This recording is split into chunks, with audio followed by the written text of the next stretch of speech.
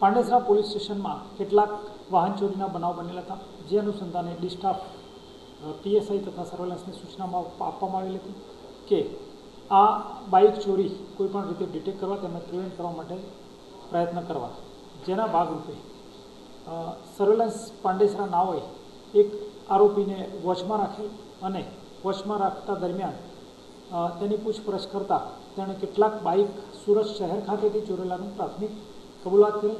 ત્યારબાદ તેની સાથે સંકળાયેલા આરોપીની વિગત મેળવતા અને ડિટેન કરી પૂછપરછ કરતાં તેઓએ પણ આ ગુનાઓ કરેલાનું ઇકરાર કરેલ, જેના ભાગરૂપે ગઈકાલે પાંડેસરા પોલીસ સ્ટેશન ખાતે 3 આરોપી રોહિત રાઠોડ, ઉપેન્દ્ર શર્મા અને આર્યનસિંહ નાઓને એરેસ્ટ કરવામાં આવેલા, જેમાં કુલ 10 ગુનાઓ ડિટેક્ટ થયેલ, જે પૈકી પાંડેસરા પોલીસ સ્ટેશનના 6, ખટોદરા પોલીસ સ્ટેશનનો 1, અલથાણ પોલીસ સ્ટેશનનો 1, પાલ પોલીસ સ્ટેશનનો 1 અને લાલગઢ પોલીસ સ્ટેશનનો 1, એમ કુલ 14 ગુનાના બાઇક રિકવર થઈ તથા 4 બાઇકો તેઓએ ભંગારમાં આપેલાનું કબૂલાત કરેલ, જેની તપાસ તજવીજ ચાલુ છે અને મુદ્દામાલ રિકવરી માટે પ્રયત્ન કરી રહેલ છે પોલીસ.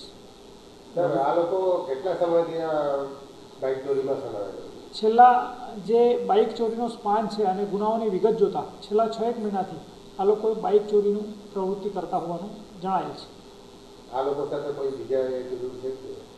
જી, આ લોકોએ જે 4 બાઇક ભંગારમાં આપ્યા છે તેની ઇન્વેસ્ટિગેશન ચાલુ છે અને આ 4 સિવાય પણ બીજા કોઈ બાઇક છે કે કેમ તેની તપાસ પણ ચાલુ છે.